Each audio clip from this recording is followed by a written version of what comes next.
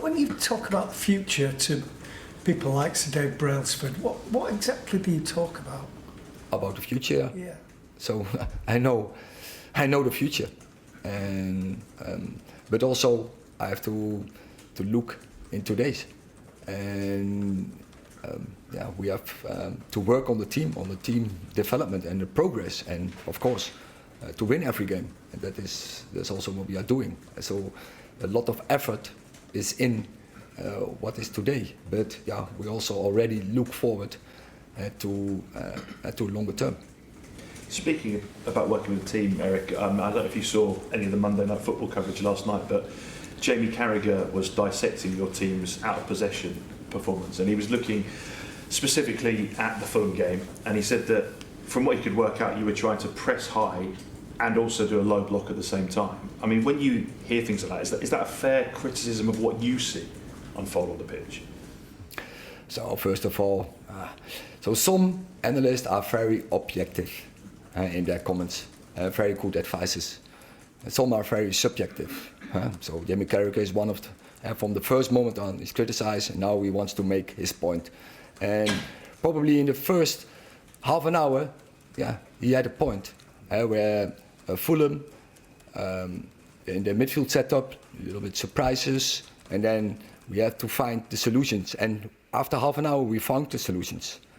And where we are, I was not pleased with the performance in defending, especially there over the left side, how we did that, the pressing, because they came out, especially in the first half an hour, several times over the left side. Can't happen.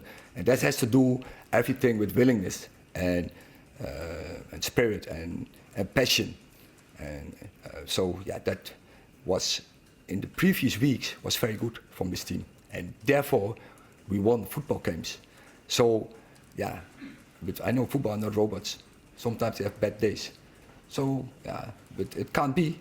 It's unacceptable, and we have to do better tomorrow. But in the weeks before, we have done very well.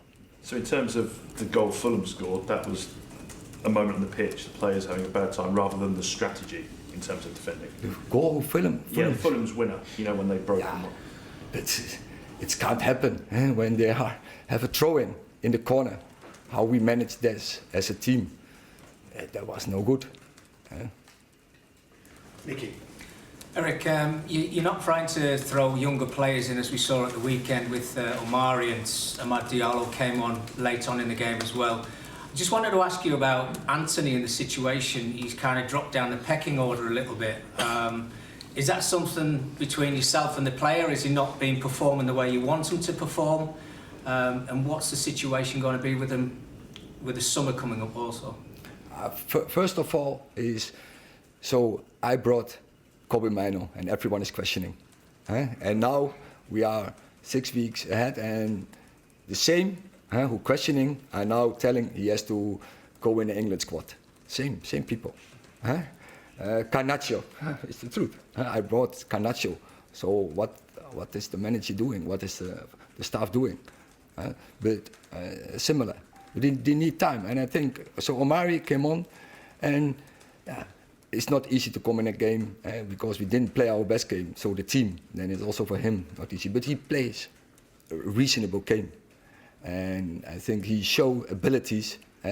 He can be a player for the future, and so they need some time. But they also have to know in top football you don't get time. You have to perform, and when you come in, you have to show it.